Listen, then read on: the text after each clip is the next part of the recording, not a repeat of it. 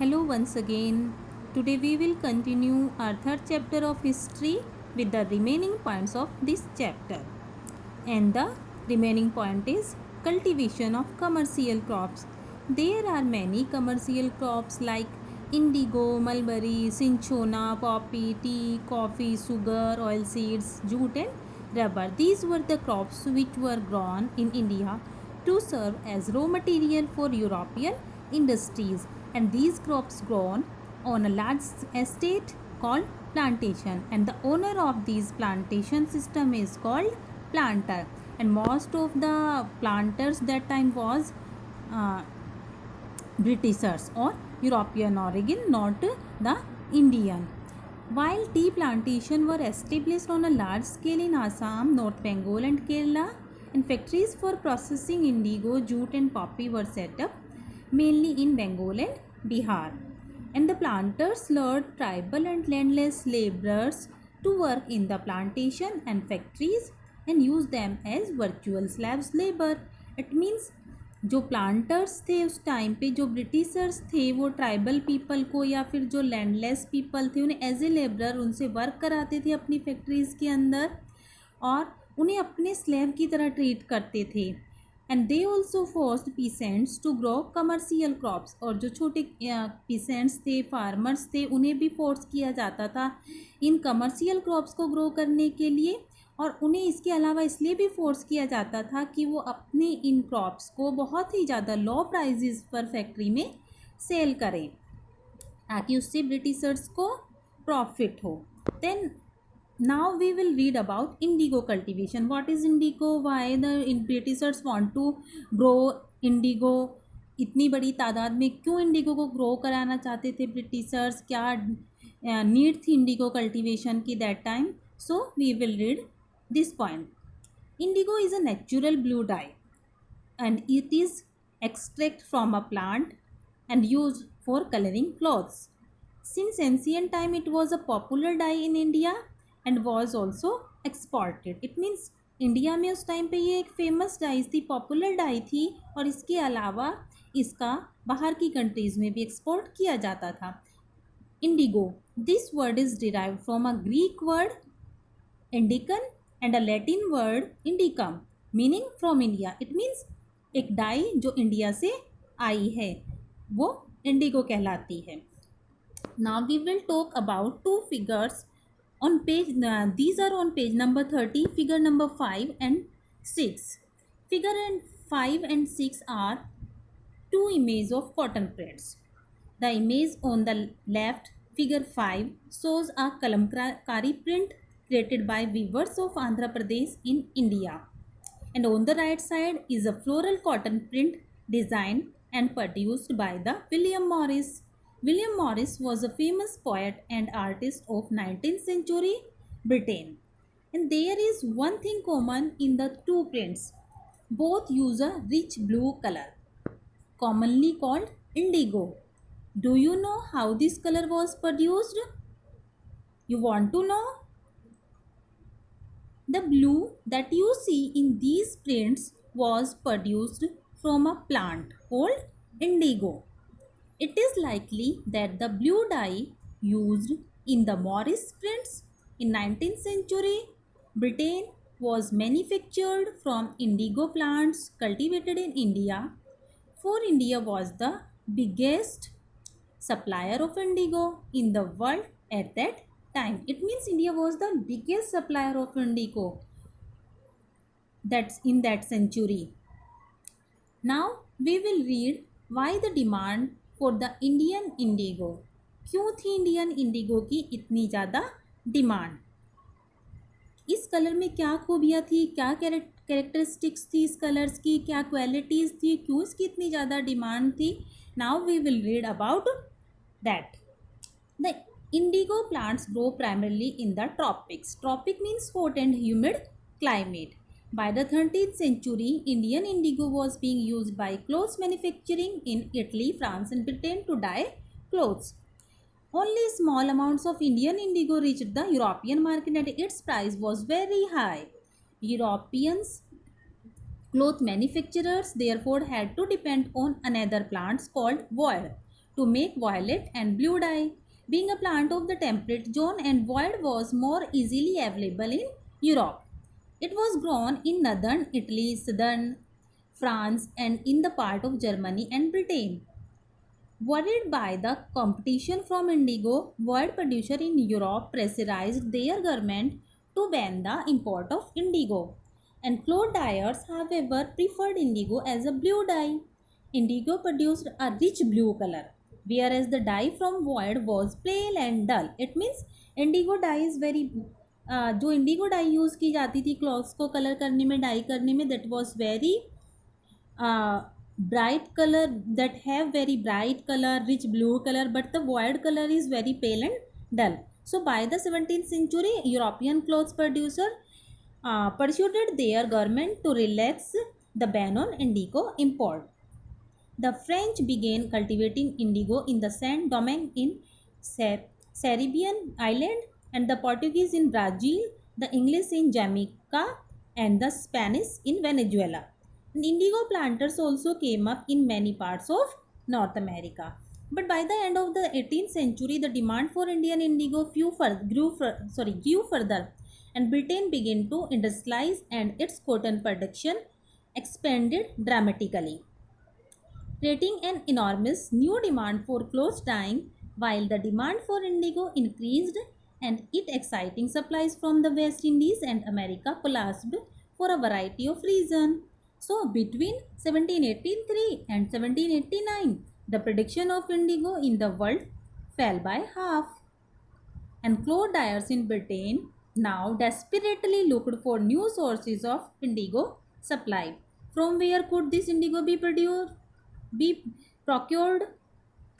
So now Britain turns to India for the indigo. So Britain, जब Britishers India आए तो उन्होंने यहाँ के पीपल को फोर्सफुली यहाँ पे इंडिगो ही कल्टीवेट कराया. यहाँ की 30% लैंड के ऊपर उन्होंने फार्मर्स को, पीसेंट्स को इंडिगो कल्टीवेट करने के लिए फोर्स किया, ताकि वो यहाँ से इंडिगो को एज ए रॉ मटेरियल अपनी कंट्री में लेके जाए और वहाँ इससे कलर, जो कॉटन के ऊपर जो प्रिंट किया जाता है वहाँ इस कलर का यूज़ करे, इससे प्रिंट करे, और दैट उस क्लॉथ को लाके यहाँ की मार्केट में और यूरोपियन मार्केट्स में भी वो हाई प्राइजेस पर सेल करे.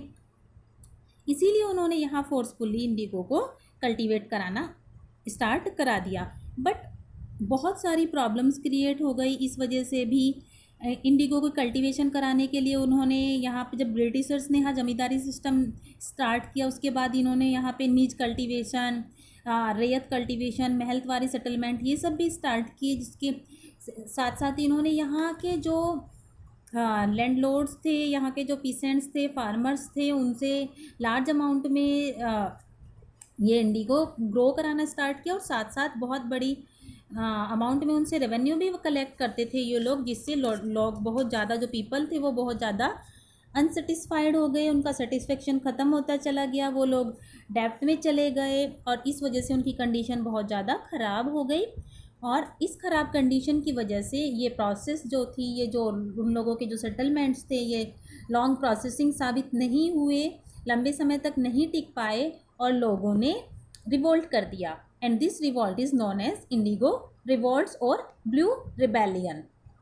In March 1859, thousands of ryots in Bengal refused to grow indigo. As the rebellion spread, ryots refused to pay rent to the planters and attacked indigo factories armed with sword and spears, bows and arrows. Women turned up to fight with pots, pans and kitchen implements. And those who worked for the planters were socially boycotted. And the Gamasthas, agents of planters who came to collect rent, were beaten up, and ryots swore they would no longer take advance to show indigo nor be blued by the planters. लाठियाल्स, मैंने आपको पहले भी बताया था, लाठियाल्स means the people वो have lathis, and forcefully वो जो peasants या जो पुअर फार्मर्स थे, पीसेंट्स थे, उन पे लाठियाँ बरसाते थे, उनसे ज़बरदस्ती रेवेन्यू कलेक्ट करने के लिए उनकी पिटाई करते थे, और ये ब्रिटिशर्स अपने साथ इन लाठियाल्स को रखते थे. So why did the Indigo peasants decide that they would no longer remain silent? वो लंबे समय तक अब साइलेंट नहीं रहेंगे, वो ब्रिटिशर्स के खिलाफ कुछ ना कुछ करेंगे. So in 1859 Indigo Rayat felt that they had the support of the local jamidars and village headmen in their rebellion against the planters.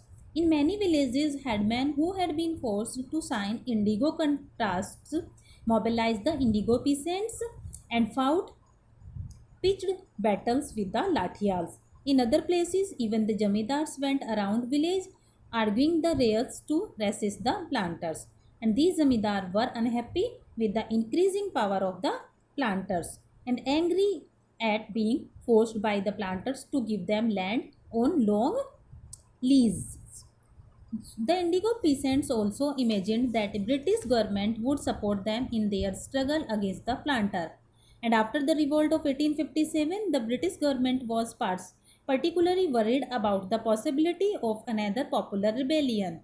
When the news spread of a simmering revolt in the Indigo district, the Lieutenant Governor toured the region in the winter of 1859, and the riots saw the tour as a sign of government sympathy for their plight. As the rebellion spread, intellectuals from Calcutta rushed the Indigo district, and they wrote the misery of the riots, the tyranny of planters, and the horrors of Indigo system.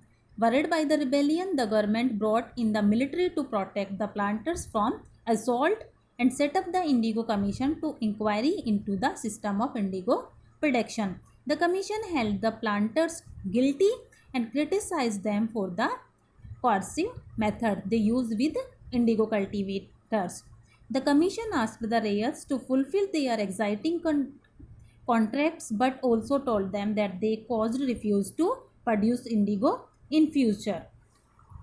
After the revolt, indigo production collapsed in Bengal, but the planters now shifted their operation to Bihar.